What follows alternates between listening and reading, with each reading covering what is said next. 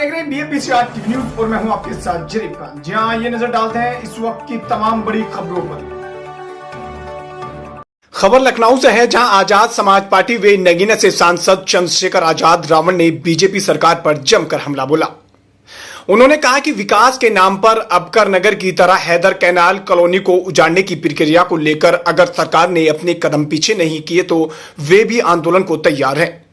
नगीना से नवनिर्वाचित सांसद चंद्रशेखर आजाद आज पहली बार सांसद बनने के बाद राजधानी लखनऊ पहुंचे, जहां प्रेस क्लब में आयोजित प्रेस कॉन्फ्रेंस से पहले हैदर कैनाल कॉलोनी गए और वहां के लोगों से संभावित बुलडोजर के खौफ की दास्तान सुनी। प्रेस कॉन्फ्रेंस में नगीना सांसद ने कहा कि पिछड़े दलित और अल्पसंख्यकों को सरकार विकास के नाम पर उजाड़ नहीं सकती। ऐसा हुआ तो परिणाम अयोध्या चुनाव जैसा आएगा। कांवड़ यात्रा के रास्ते पर दुकानदारों द्वारा अपना नाम खुदवाकर आदेश की निंदा करते हुए उन्होंने कहा कि देश और समाज को धर्म और जाति के नाम पर नहीं बांटा जा सकता।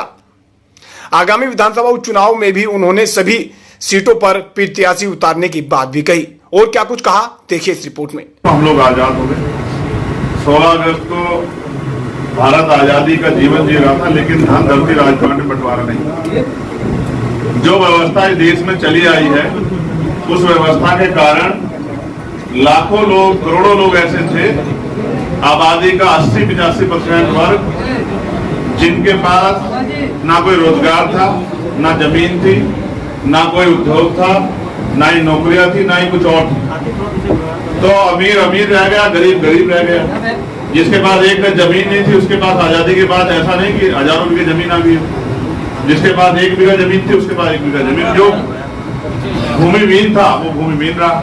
जैसे एक न्यूज एजेंसी का सर्वे है कि 54% दलितों पे 1 गज जमीन नहीं है देश के अंदर। तो ये वो लोग हैं जिनको आज अवैध कहा जा रहा है, जिनसे चुनाव में हाथ जोड़ के वोट मांगी जाती है, जिनके पैर छुए जाते हैं, पैर धोए जाते हैं, पैर दबाए जाते हैं। लेकिन आज ये अवैध हो गए हैं क्योंकि ये गांव से अपमानित होकर जाति धर्म के आधार पे सामंतियों का शोषण रह के मजदूरी मांगने पे पिटकर बहन बेटियों की इज्जत की रक्षा करते हुए गांव छोड़ के यहाँ भाग आए। और यहाँ जब भाग आए तो अपना जीवन यापन करने लगे।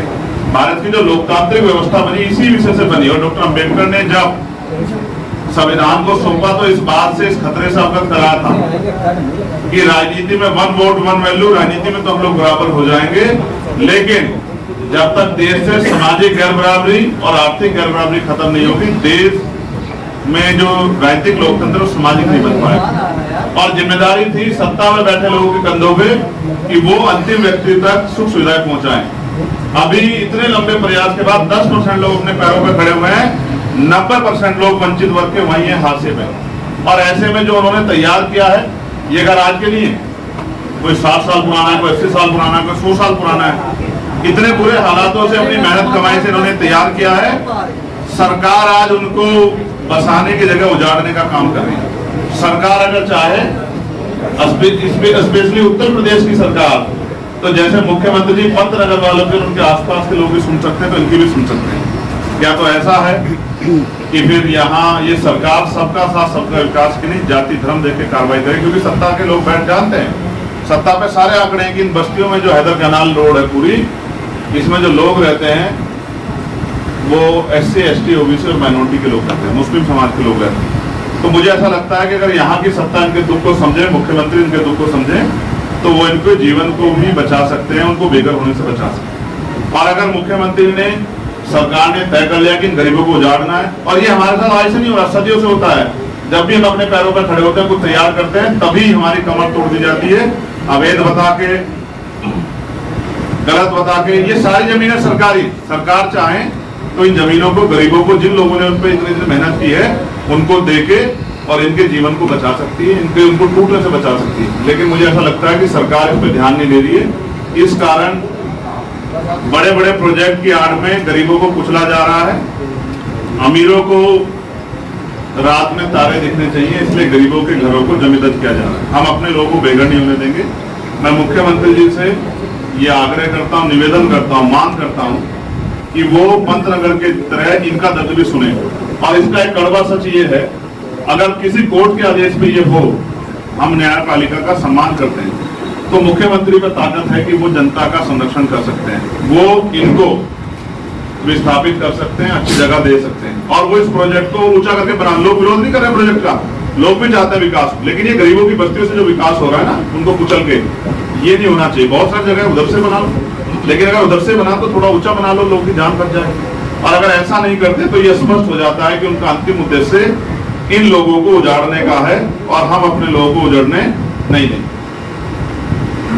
सारे काम हो सकते हैं। अकबर नगर में जो हुआ है आप सब लोगों ने देख लिया, उनको छोटे छोटे कमरों में रख दिया। वहां बिजली नहीं आ रही है, पानी की व्यवस्था नहीं है, सुरक्षा की व्यवस्था नहीं है, वो सब लोग रो रहे हैं। उनके ऊपर जबरदस्ती 5 लाख रुपए का वो जो है एक अमाउंट तय कर दिया कि आपको देना है। लोगों को खाने को रोटी नहीं है, लेकिन सरकार को पैसा चाहिए। तो ये पैसा जब करोड़ों करोड़ रुपए पूंजीपतियों का माफ करते हो तो जनता का माफ कर दो। तो मेरा ये मत है कि सरकार को हमारी इस मांग को सुनना चाहिए। और अगर सरकार, मुख्यमंत्री तो यही रहते हैं, अगर मुख्यमंत्री जी खुद जाके देखेंगे तो उन माओं के आंसू देख के शायद मुख्यमंत्री का दिल पिघल जाए, उनको तरस आ जाए गरीबों पे, जो गरीब अपने घर को उजड़ने से बचाने के लिए आंदोलन कर रहे हैं। मैं उन सभी गरीब परिवारों के साथ हूँ और उनकी लड़ाई सड़क से लेकर पार्लियामेंट तक हम लोग लड़ेंगे। और मेरा ये मानना है कि सत्ता हमारी बात को इसलिए सुनेगी क्योंकि बहुत जल्द चुनाव में वोट मांगने में सत्ता के लोगों को जाना है, वरना वही हश्र होगा जो अयोध्या में हुआ। अयोध्या में भी इसी तरह जो है विकास के नाम पे गरीबों को उजाड़ा गया।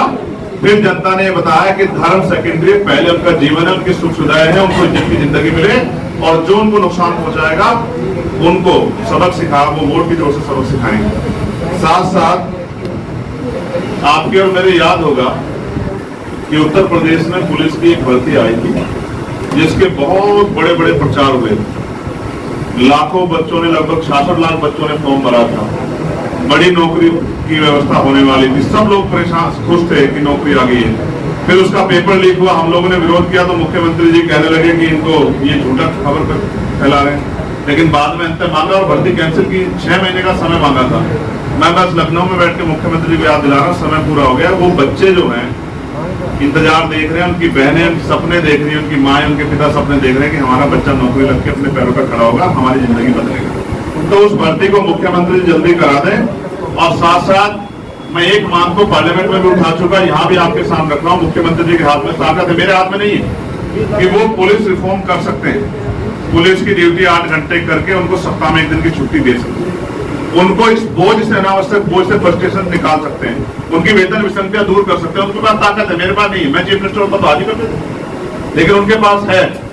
वो उनकी बॉर्डर स्कीम से उनको निजात दिला सकते हैं, क्योंकि छुट्टी भी अगर मिल गई तो 500 किलोमीटर जब तक घर पहुंचेगा तो छुट्टी का डे खत्म हो जाएगा। पत्रकारों पे जिस तरह के हमले हो रहे हैं, अभी एक रिपोर्टिंग करने 5 पत्रकारों को मुकदमा कर दिया। ये जो पत्रकारों के पे हमले हो रहे हैं, उनकी आवाज को दबाया जा रहा है, ये भी बंद होना चाहिए। मुख्यमंत्री ने वादा तो किया है कि पत्रकारों के साथ अन्याय होगा, लेकिन मैंने तो बनारस में अभी एक एसडीएम को पिटते हुए देखा। यहाँ कौन सुरक्षित है? अधिकारी सुरक्षित नहीं है, कर्मचारी सुरक्षित नहीं है, नौजवान सुरक्षित नहीं है। और मेरी